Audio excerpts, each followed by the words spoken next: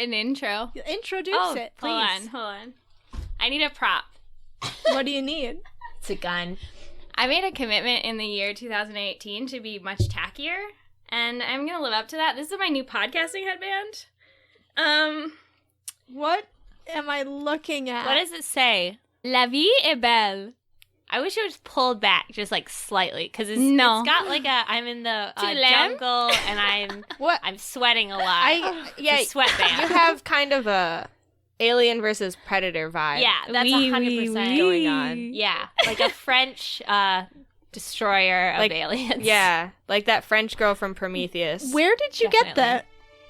Ma mère. Okay. See? I don't speak any language. I just really want it above both eyebrows because it's at least over. Yes, better, good, perfect. I have a quick question. Oui. Could you take it off? Non. Mon français est très mauvais, mais mon bandeau de cheveux. All right, well. Est très jolie, très belle. Noelle, my real question for you is, will you be speaking French the entire time you are wearing that headband? Français? Yes. Je ne parle pas. I can't. Mes amis jouent le D&D.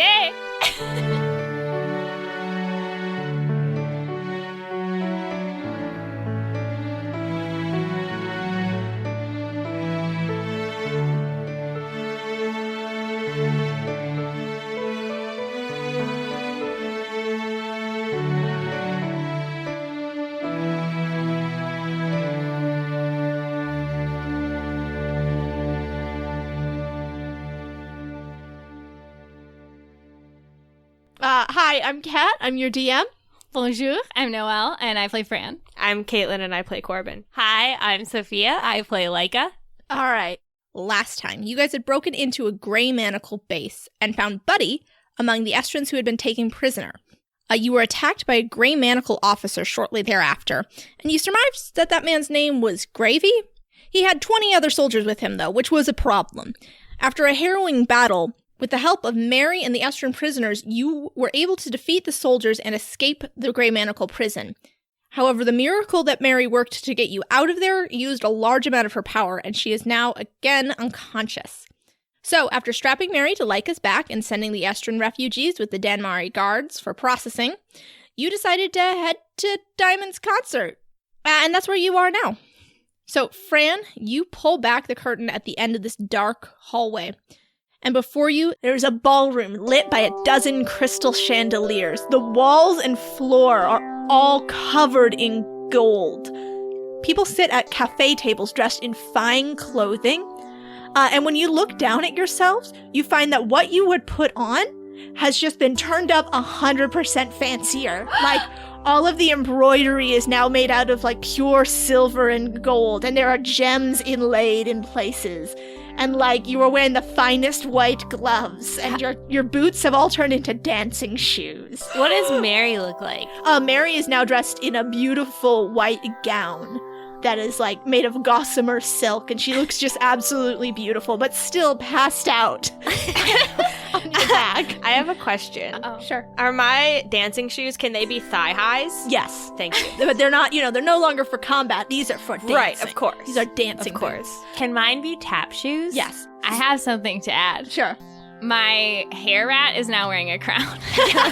Absolutely. And the crown is made of pure gold. Oh my god. So there are people sitting at cafe tables dressed in fine clothing. There are also, like, lots of beautiful lounging areas with carpets made of, like, beautiful plush materials and silk couches and cushions where people are reclining. However, the main focus of this room is the stage, which sits in the very center.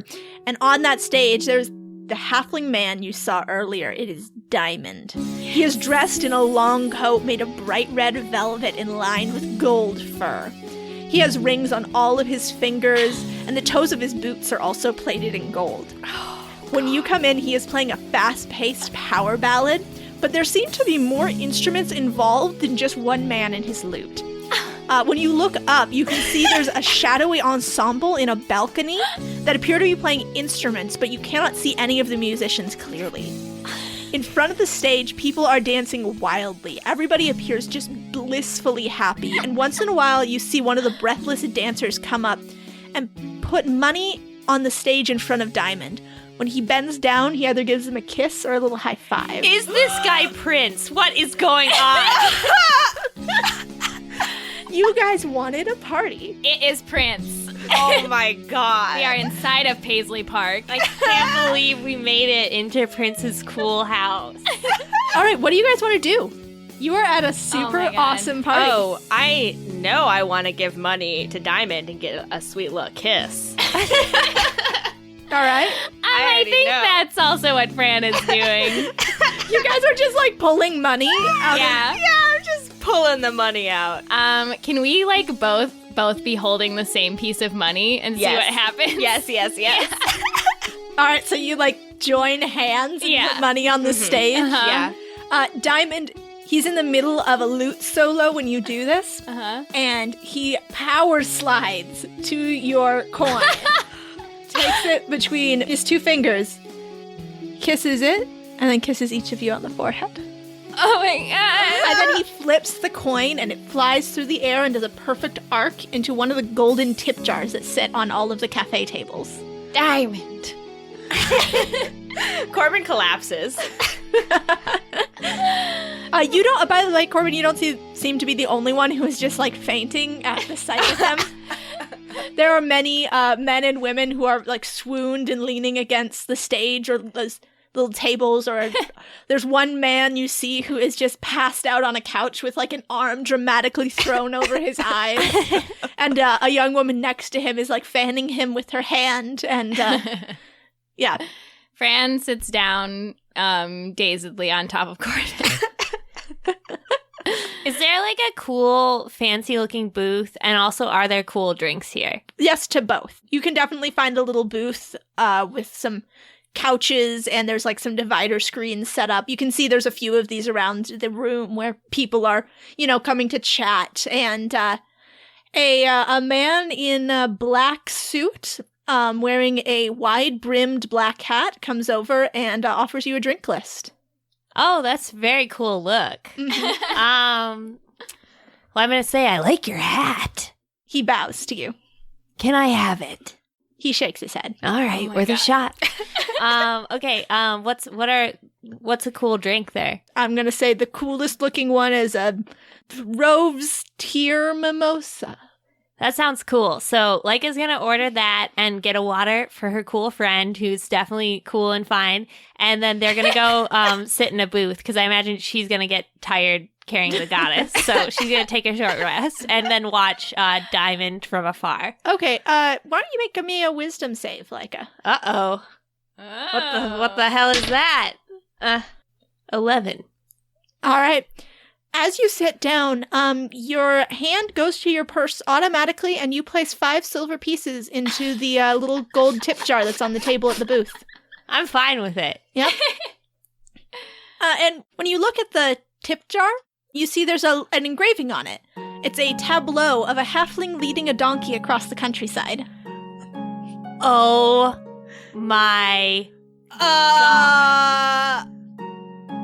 So, Leica's like really enjoying the music and she's having a great time and she's like checking in on the goddess and feeling very, very relaxed. And then she sees that and it's like the whole room around her goes silent. Everything becomes muffled and she breaks out into a cold sweat and like her mouth feels dry and she just slowly looks around the room and then she turns to Diamond and does he look anything like the unspeakable name that I can't speak? I mean, they're both blonde halflings, but no, they do not look. It doesn't look like he does not look like Dawson. No. I'm gonna roll a perception check to see if Dawson is anywhere near. Is he near? Is he near? 18. You hear a voice from the top balcony cry, "Hail, travelers!" And Leica, as you hear that, you look to see a familiar figure in the top balcony. He gestures to his right, and you see a spiral staircase made of solid gold, which you swear was not there a minute ago. Of course it fucking wasn't. The view is amazing from up here. Come, enjoy. Leica pretends she can't hear, and then just turns to look at Fran and Corbin with like a look of desperation in her eyes. I mean, Corbin is unconscious. Yeah. I'm not looking anywhere away from Diamond. We're just trapped in our own prison. All right, Leica is gonna sigh reluctantly and re-strap on the goddess and then go up the stairs. All right. Corbin, after a few minutes of being passed out, a man in a black suit with a wide-brimmed hat comes over and he waves the smelling salts under your nose. Okay, I jolt awake. Yes, and then he glides off without another word. So you continue doing that to people on the Yeah. floor all around the Yeah. room? Yeah. Well, the thing is, when you try and, like, look for him again, you absolutely cannot find him. Oh. This place is cool. This place is nuts as hell. He's a magic man. He's a magic man. Fran, are you still up by the stage? I'm sitting on top of Corbin. Yeah, Right. I'm trying to push you off, by the way, but I can't. You're too weak. Yeah. I'll stand up then. Thanks. Okay. But yes, we're by the stage. Okay. Diamond bends down, Fran, and he runs a hand from your ear to your chin down your jawline. He says, "Looks like there's someone in the balcony who'd like to see you." Okay. Is that what you say? Malcolm, what? Oh, I'm Fran. He winks at you, and then he goes back to his song. And I whisper, "Miss of the Deer Clan if you're nasty."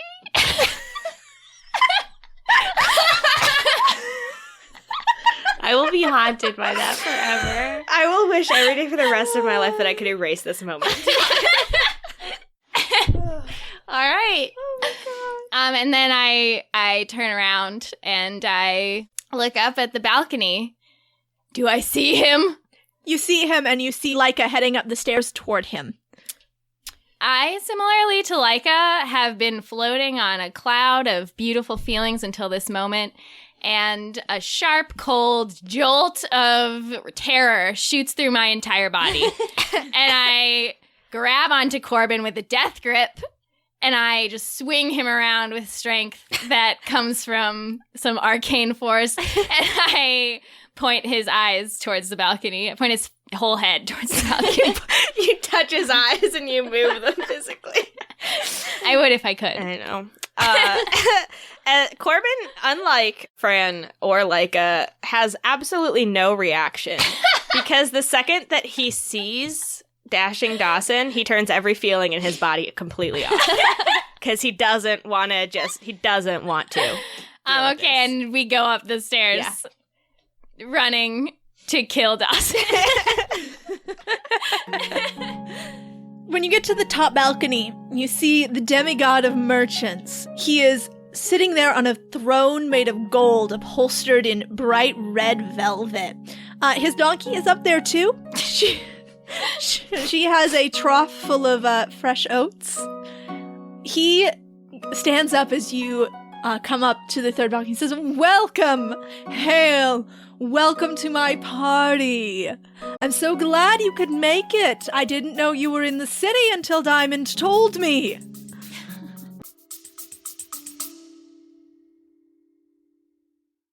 Are you suffering from high-quality podcasts?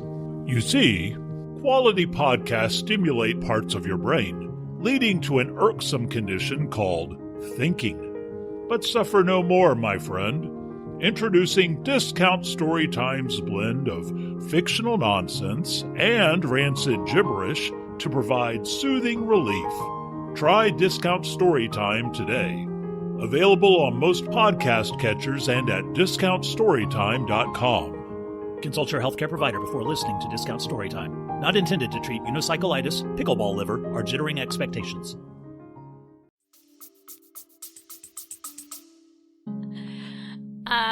Fran is fighting tears at this point. And she says, "What? Your party? Why are you here? How do you know Diamond?" Who is he to you? Dawson sits back down. He collapses back into his chair with this grace and nonchalance that would put just the most fanciful courtier to shame. He is so in his element right now. He says, well, of course it's my party. You see, I haven't been able to enter the city for, how long has it been? Oh, since that island fell from the sky, you know the one. I haven't been able to enter any cities, really, because all of the gods are tightening control over their territories. So, I needed a champion, and... oh, there he is, and he looks down at the stage with a fond smile. Look at him. He's perfect. Yeah, he is perfect. God damn it. What is the nature of your relationship with him? Well, he's my champion. I've blessed him with my godly powers, and I grant him some magic, and he puts on a show, and everyone donates to me and to my temple. He goes forth and represents me in the mortal world. That's sick. You're a pervert. I have been called worse. Listen, Yeah, by us. Leica is gonna place the goddess gently down on a, plush. Is there like a seat nearby? There's tons of sofas and things nearby, yeah. All right, a very beautiful plush sofa. And then she's going to turn to Dawson and say, I'm guessing you're here for a reason. What do you want from us? Me? I don't want anything from you, except I only have one champion. And while he is beautiful and perfect, and I love him very dearly, he's not really enough, to really get to all of the cities throughout the world. And I see that you three are travelers, and you're on some sort of adventure, some sort of quest, if I understand right. Yes, you are. Now, I'm just saying that should you ever have need of certain wares that you can't get at other vendors, that you should make a donation to my temple, and I will be able to appear in the city, as I am now. And he poses, with his back to this party, and makes a grand sweeping gesture to it.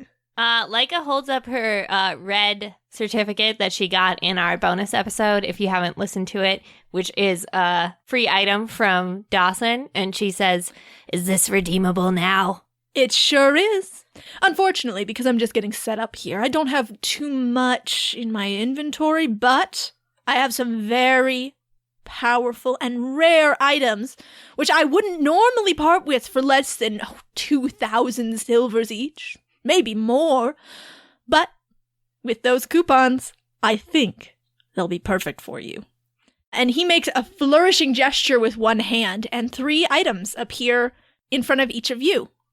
For you, Miss Genasi, I have something that was made by one of your people, and it is a perfectly clear shard of ice. I'm just going to describe to you what this is because you're getting it. This perfectly clear shard of ice is a one-time use item that can only be consumed by a water genasi. It will transform your skin into jagged ice armor for 1 hour. You will have +10 to damage on water and ice-based spells and +2 to armor for the duration. Whoa. That's dope. Holy dope as shit. I don't call you Mr. Halfling, and I grab up the shard really fast and stare at it. And for you, Crow Boy, in front of you appears a small piece of stained glass depicting a black bird with some cool shades. And it seems like it would fit perfectly into a boob window. When fitted into your boob window, this piece of glass will completely negate the damage for a single turn, at which point it will shatter. Holy shit. It's a stained glass boob window. Oh, God. Okay. And for you, our fearless protector. And Leica, in front of you, 2 daggers appear. They are both made of wood and carved with ancient runes. On a successful hit, a tree will grow in the spot where the dagger embeds itself. They are each consumed on use. That's insane. You could fucking turn somebody into a tree. I can turn someone into a tree? A tree will grow around them should you stab them with this That's dagger. fucking wild. Yes! That's some so insane cool. shit. What the hell, Cat? Throw it at him. So I think we all hand over our coupons. Yeah. Oh, actually, you don't hand them over. As soon as you pull them out, they disappear in a puff of red smoke. All right. Leica points. Little showy. Leica points to the goddess and says, "What about for our friend?" She doesn't have a coupon. That's a good point. I'm gonna ask though. Do you know what's wrong with her? Oh. He gets off of his throne and he goes over to her and he bends down and he opens up one of her eyes and looks at it, closes it, then he flicks her face a little bit. Hey, easy. Leica and Fran are immediately taking a step forward. Yeah. It just looks like she's tired. He gets back up. She'll be fine in a little while. That's a shitty answer. Okay. Well, okay. Gods. And as he says that, he makes a large hand motion up above his head. Gods are all powerful. But, the rest of us, we have a limit. And when we push ourselves past that limit, we need to take a nap. It's fine. And this is the kind of nap that you would take. Well, no, because I'm not stupid enough to push myself that far. But if you were very cool and smart like our friend, this could happen to you. It's a demigod thing. Well, yes. Is there anything that can be done to help wake her up, or... Oh, I don't know. Pray for her, I suppose. Okay. Is that genuine? Well, she's a god. What else do you think we live off of? Farts. Beef jerky. I have 2 other questions for you, if you have Fine. time. I have time, but I'm growing bored. I turn back to the show and I say, that makes one of us. So I'm going to ask, were you there during the battle at the Temple of Eol? Oh, for a moment, but as soon as I saw things turning south, I hightailed it out of there. You were on the mountain. Well, I was in the mountain. You saw me. I was there. I peddled my wares for a few days, and then I left. Oh, so it wasn't him then. Yeah, failing confirmed. So Like semi-confirmed. every god has a thing that they're the god of. Do you have any idea what Mary is the god of? No, Now, I will preface this by saying I am a god of merchants, god of trade, god of dance and theater, god of musicians, minstrels, patron of the arts, and of swindlers. So, this is not my area of expertise, what you are asking me. But if I were to look at her and guess and use my godly senses, I would say she's... Well, she's somewhere between... it's very hard to say, which is very interesting. I've never really encountered this. It doesn't seem like she has one. What does that mean? I don't know. She's just like a cool human god. Well, I'll say this. We are bound by our names, and our names are what give us power. So a god without a name, I don't know, would be unbound, would lose their power? I couldn't say. Is there anyone else we could talk to who would know more about this?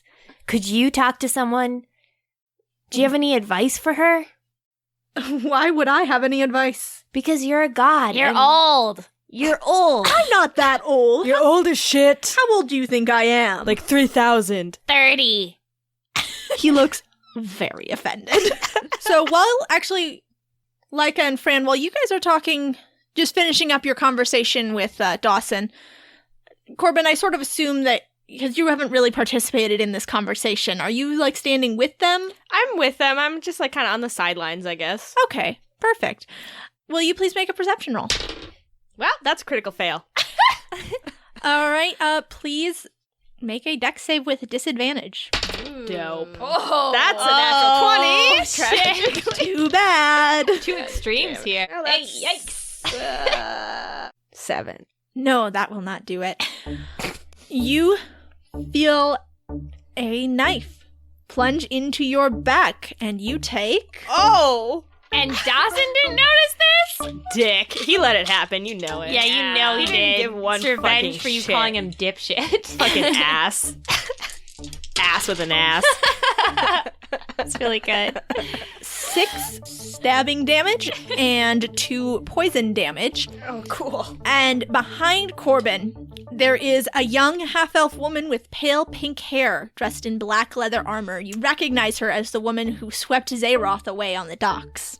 Dawson sees her once she has made her attack. He says, Torvis, fiery balls, how did you get up here?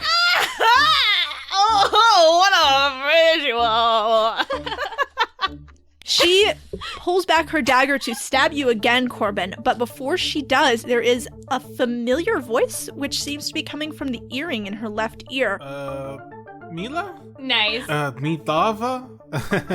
So, I guess they already broke into the compound and freed all the prisoners. So, maybe don't assassinate him. Also, they're on their way, so get out of there! Milava, she stomps her foot and shrieks and says, "Ah! You three are ruining everything!" Just then, there is a loud crash from the direction of the front door, and 24 fighters dressed in gray come pouring into the room. There's a dissonant chord, and the illusion of the ballroom falls away suddenly, revealing the dingy warehouse that you are actually in, which reeks of rotting fish. The golden cafe tables have all turned into wooden crates, although the tip jars all still remain. All of the partygoers' finery falls away, revealing a crowd of mixed patronage. People in rags and in silks who were moments ago dancing side by side are now screaming and running. The gray-garbed figures rush the stage, and Diamond, who still looks amazing, he was apparently not illusioned, he barely pauses before he turns and hightails it off the stage, running back behind a black, dingy curtain. About half the fighters run after Diamond, while the rest begin grabbing people and putting chains on their wrists. A small, pale woman with blonde hair enters last, trailed by the brawny Goliath that you fought only a few hours ago. He's bandaged up now and sticks close to the woman. "Get the champion! The rest of these heathens are secondary. We've had enough losses tonight." Dawson sighs. "Well, I suppose it's time to go," he says, and he snaps his fingers. And all of you are teleported out of the party, appearing with Dawson at your inn. He brushes himself off and then grins at you. "Well, now I've done you a favor, so how about I dub you my new champions?" What happened to your old champion? "Oh, I don't know. We'll find out, I suppose. But how does it sound?" You suck! Corbin groans and collapses because he has been stabbed. Leica's gonna go to him and do lay on hands. Thanks. Yeah. What kind of god are you? You can't even fight off like some random gray-cloaked idiots? I didn't want to. Now, can you give me an answer, yes or no? Will you be my new champions? You let all those people get captured. What are you gonna do about that? You suck! How can you just sit idly by while other people are gonna suffer? Especially that guy who pledged his life to you. You'll be fine, probably. I'll check in on him in a bit once this all dies down. I don't want those gray people to grab me. I'm not a god. I can't get out of that. Can I make a stealth roll to pants Dawson? Sure. Well, I quickly failed again. You were stabbed. That makes sense. Yeah. You grab Dawson's pants, and he just, looks at you and goes, Now. No need to be so forward, young man." I pull Corbin away and I say, "Why don't you just teleport in and get Diamond and leave?" "I don't know where he is. He ran off. He ran out of my line of sight, and that was his mistake." What does being your champion entail? You know, that sort of thing. You just saw it. Get people to donate me and worship me and let me appear in the city. What I just saw was some dude get captured by a bunch of crazy people. While you did nothing. Yeah. He shrugs. "All right then. Farewell." And he snaps and disappears. Good riddance. We better go check on those prisoners. Well, I think we should go to the guard barracks and send them where we just came from. Yeah, I think it's a good idea. Is Felina here? Do we hear any horrible noises? There's no horrible noises. You do hear laughter. Aww. That's the best. They already did it. They're having a great time. If you glance in through the window, you see that they're just sitting at the bar having drinks, talking and laughing. Oh, we're going to go in and crash that party. Mm-hmm. Love is real. All right, so Leica picks up the goddess and they... Please. I'm glad you're remembering each time to be like, all right, gotta pick her up.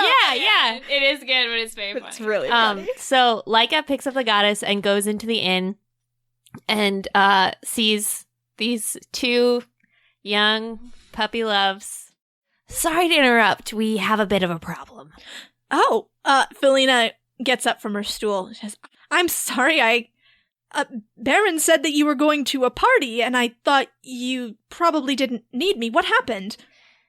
There was a gang there, just like we said, Felina.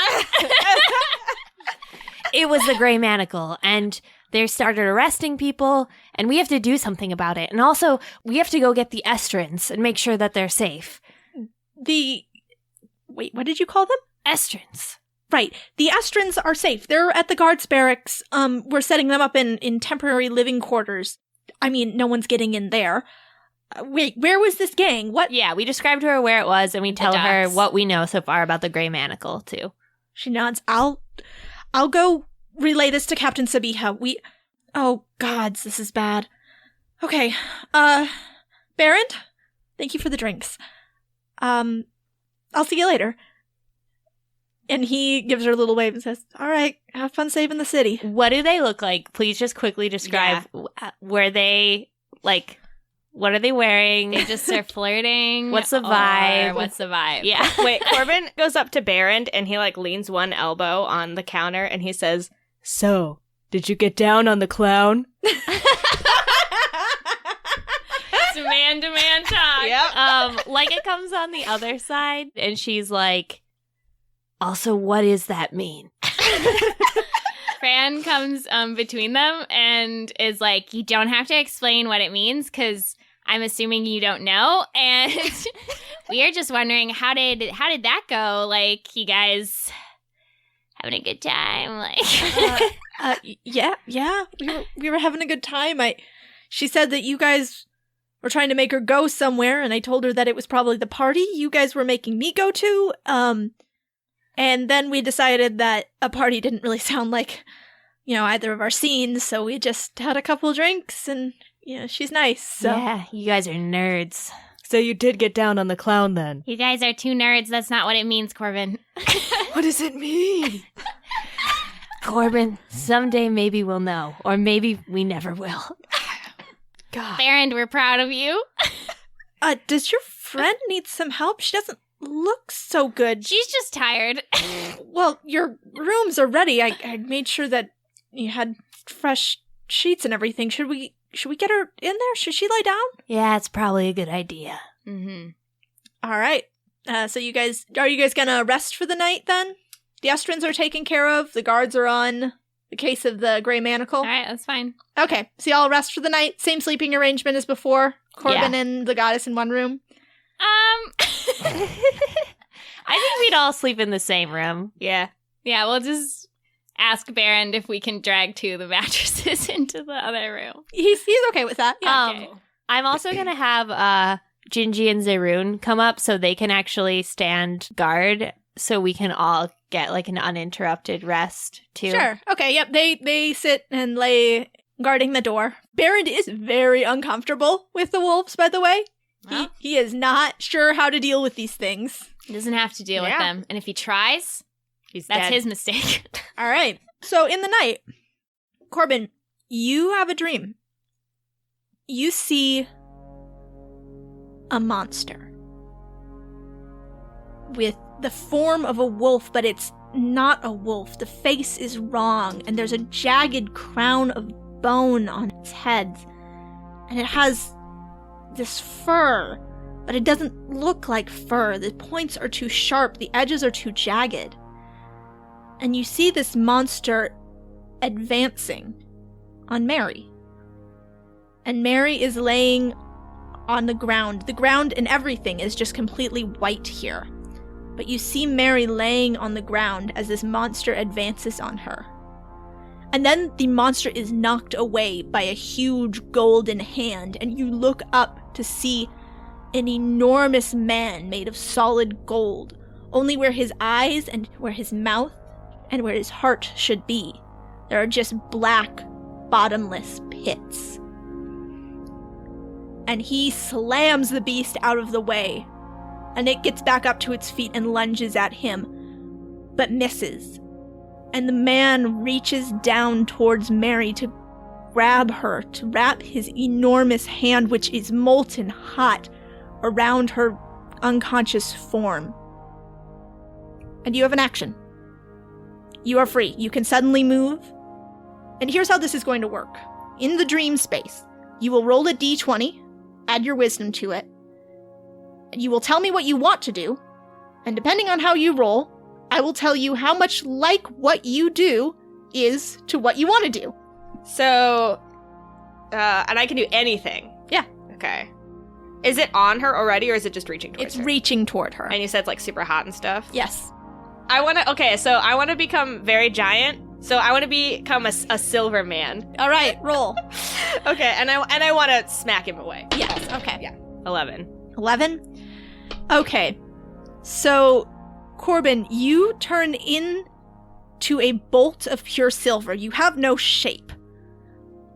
And you go to knock away this golden hand, but you don't have a form. So instead of knocking it away, you just glom onto it and encase the hand in freezing silver. The golden man rears back and screams in agony as steam rises from the cracks of your silver form. You look downward and see Mary open her eyes, and you wake up. Freak out. Is Mary awake? I look at Mary. She is not awake, but when you feel her and feel her pulse, she's actually a bit warmer. Fuck yeah. I say, fuck you, golden man. And then I go back to sleep. This is normal for me.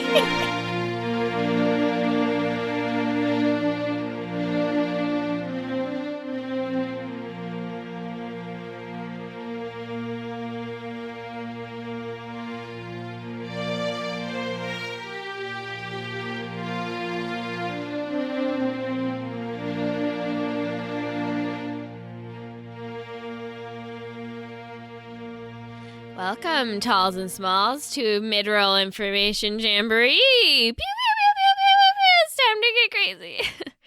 It's not. It's time to thank iTunes reviewers. So let's mosey on over to iTunes, where Hester56, Lith Quill, and Not Hannah F. Okay. Are holding it down. Thank you all so much. You have impacted our lives positively in a tangible and wonderful way. Thanks. And let's also thank our beautiful new and returning patrons, for each of whom I would kill or be killed. Andrew, Dan, Jay, Patrick, Jack, Christine, Twinkletoes, Fuleo, James, a different second James, Echo, Waffles, Brendan, and J-Deep. Thank you guys so much. Your support blows us away every single day. I'm not kidding. It's really cool. Thank you. I also want to send anybody who hasn't heard about this on over to the Dames and Dragons Discord. If you follow us on social media, you may have seen that for like months and months, we've been occasionally making cryptic remarks regarding someday making a Discord. But guess what? We never did. So you can thank our wonderful listener Dax for taking up the mantle of responsibility and creating what others could not. It's a fun bunch so far, and we and Rudy Basso occasionally pop in and say hi. So we're really excited about everybody being able to get to know each other. You can find the Discord invite link around on our social media, so check that out and have fun. And now for a word from Half Spellbook Will Travel. Party 13, let's suit up for adventure. They're the only ones that can save the world. What? A fantasy world of magic, monsters, and heroes. Yeah, hello? Where's that voice coming from? Heroes like Andar Patron, the star of our story. Yeah, that's me, but what are you talking about? Oh, sorry. We're in a promo for your podcast. Did nobody tell you? What? Your podcast. Have Spellbook Will Travel? Have Spellbook? It's a scripted fantasy comedy audio drama based on the creator's experiences playing tabletop games. To be honest, that sounds pretty boring. Well, it's hilarious. And heartwarming. And great. Super great. Whatever you say, buddy. Have Spellbook Will Travel on the Don't Split the Podcast network. Start the adventure at havespellbook.com or wherever podcasts are available for free. I also want to talk to y'all today about our sponsors. The Midgard World Book and Hero's Handbook from Kobold Press. If you've ever wished you could change it up and play D&D in a magical world based in Central European myth and folklore, you're in luck, because Kobold Press's Midgard setting is out there doing it. The Midgard World Book gives GMs all the system-neutral lore and 5e-specific information that they need to run the Midgard setting in both D&D and other fantasy RPGs. The Hero's Handbook, on the other hand, is that same entry point, but for players. It contains new races, class options, divine domains, backgrounds, and nearly 300 new spells. You can start your adventures in Midgard by ordering the Midgard World Book and Hero's Handbook at koboldpress.com. And finally, a message to Chantel. Run free, wild pony. The code word is, you bet Jurassica. Now, Chantel, get on out of here, you crazy kid.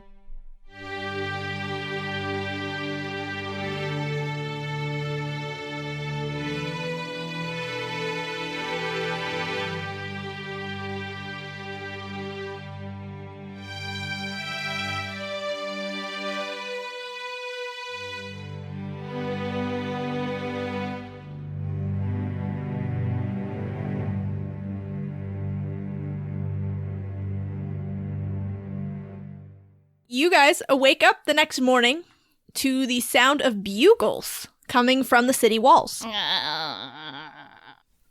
What is that? They're little chips that you put on your fingertips and eat them. She set that up. She did. She set it up. I bet she has that in her notes. I don't actually. She's got it right there. Make the bugle joke here. Kat will has post- a list of puns she's going to make throughout the show. That sounds like a very me thing to do, but it is surprisingly false. What do you guys want to do? You hear bugling trumpets from the walls. I roll over and look at Mary. Is she also waking up? No, Mary has not woken up. I think Leica would just take a pillow and put it over her ears and keep sleeping. Fran is going to crawl out of bed, and without getting upright, she's going to go check on Mary. Mary she's much warmer than she was last night. Last night when you guys went to bed, she was icy cold, and her skin has now warmed up. She seems less like a corpse now. Corbin crawls out from underneath the bed and says, "What's that noise?" None of us know what the noise is, Corbin. Turn it down. What's that noise? Shut it off. Corbin hits the floor blindly, like he can find the noise there. Leica starts doing the same thing. Fran gets up and goes out the door. Corbin grabs for Fran's ankles as she walks past. Fran escapes! Wait, roll a dex check. Yeah, you better roll that You check. better roll a dex check I'm to try to rolling. get me. I got a really good, really high number. What did you get? If you compare it to 6 and 7, it's higher than those. It was an 8. I got 12. I grab Fran's ankle from underneath the bed. Horror movie style. I'm going to roll a dex check to grab Corbin from under the bed. 15. Well, I got 11. Well done. So we have a chain of grabs. I'm going to shake him loose and leave. I got a natural one. Leica's gonna let go of Corbin and just walk past you guys since Fran critically failed. Great! What do I see? I mean, you just walked out into a hallway. You see a hallway. You should go ask Baron, like I was going to do, you fucking assholes.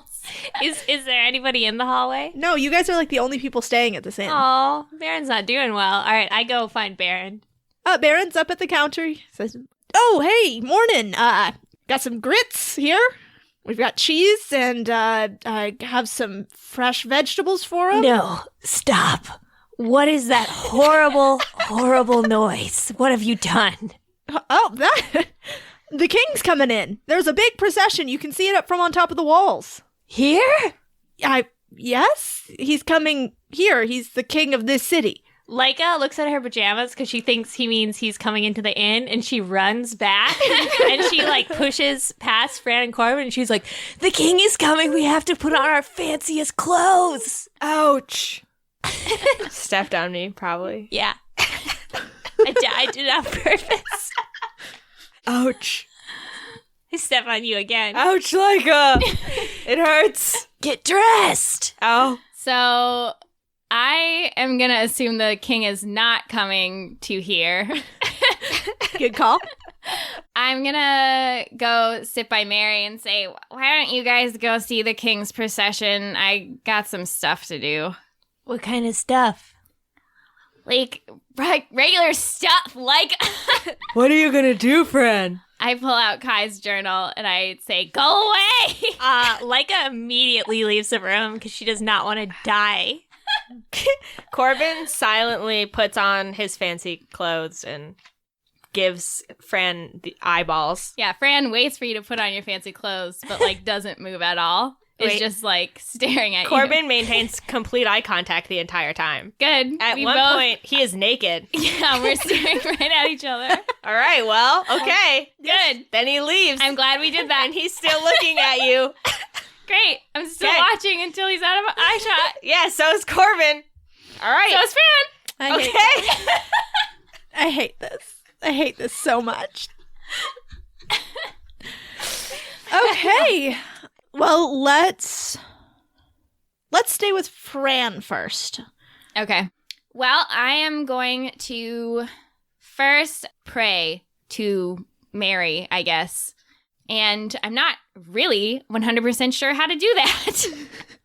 Considering that the kinds of prayers that we did wouldn't necessarily be the right ones. Yeah, because you were always praying just to the goddess. Right. Which assumedly directed it toward Kai. Yeah.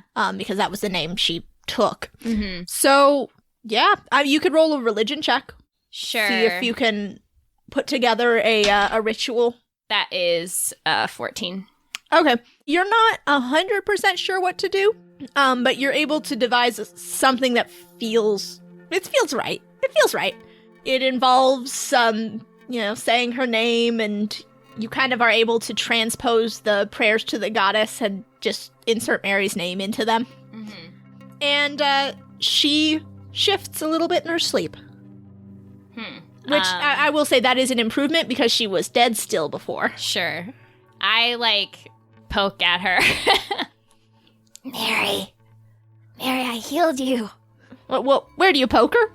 That's a weird question. In the head. In the head? Her face twitches. You know where you poke her. Okie dokie. Well, I think then I'm going to read Kai's journal. Can I just open it and shape the water away and look at the pages like I did before? Yeah. Yep. When you open it, you do not have the same spooky vision this time. Great. Glad to hear that. So this is a town with a library, so I get advantage on this roll, yes. Correct? Ooh, I rolled the same thing twice.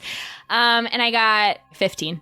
So you are able to pry the next page open in the journal, and you read these words. I won't sacrifice another's child to keep myself on this plane. But when I consider that I am my own daughter, it does cause pause. I can hear the child's voice in my head sometimes, but it becomes more quiet every day. It will fade, I hope. I wake in the night and I hear her wailing and I weep. I ache for the child that I'll never know. I stole her body from her before she could grow into the woman she should have been. Perhaps I am as much a monster as the rest of them. But if that is what I am, then that is what I must be, all of the people here. I can't let them down. They've begun to bear children of their own. Children who will never know what horrors their ancestors endured. I can't ask them to sacrifice one of their own children to me. I won't. I must bear this alone. And when you close the book, you see in front of you a room that is not the inn. It's the goddess's throne room from Estra. The light is strange and watery, and it seems like you're looking at it through a pane of warped glass. And you see a woman sitting on the throne. And you can see by her regalia that this is the goddess. And she's speaking with a man who's kneeling in front of her. And then the vision fades and you are back in the inn. What did the man look like? The man was human. He had dark hair, sort of boyish features. He looked probably between 19 and 20.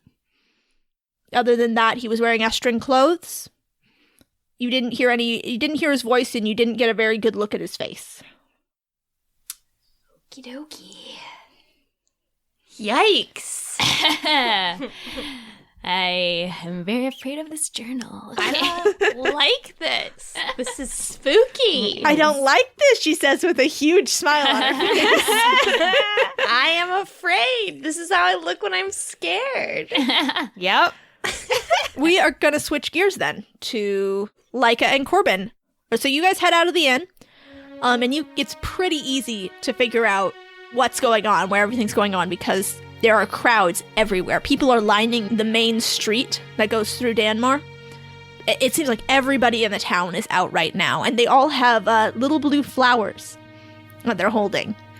And as you guys come out of the inn, Felina comes down the street. She says, "Oh, hey guys!" And she waves to you.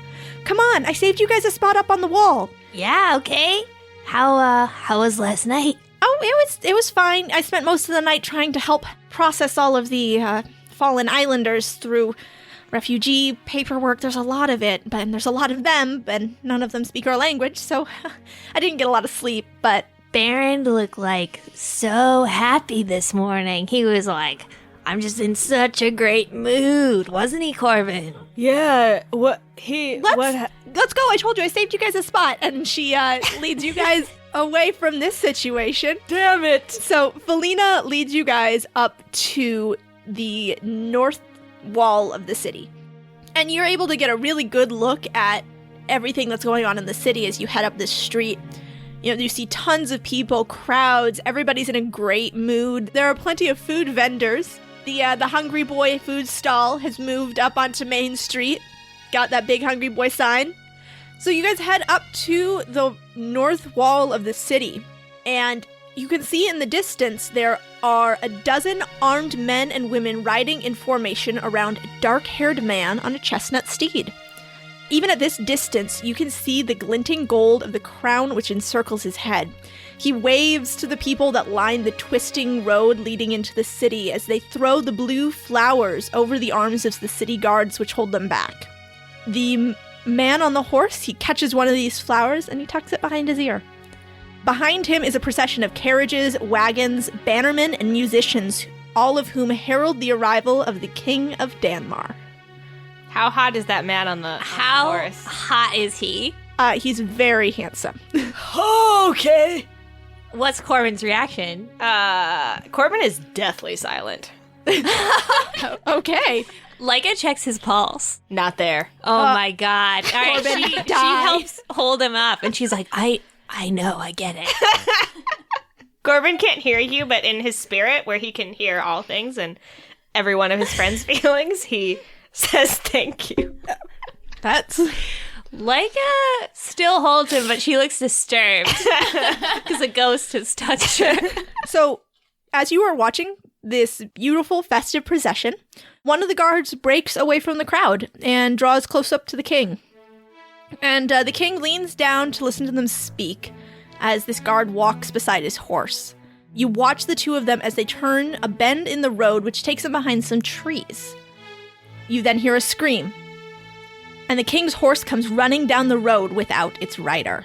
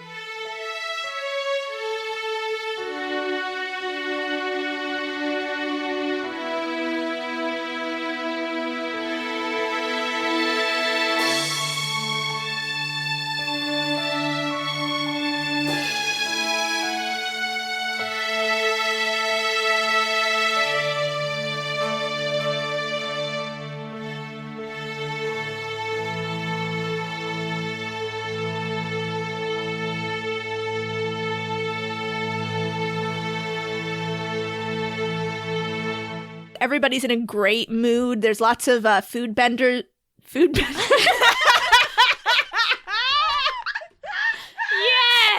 Finally!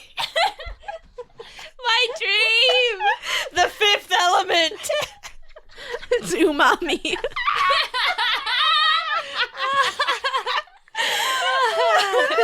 So good. Oh my god.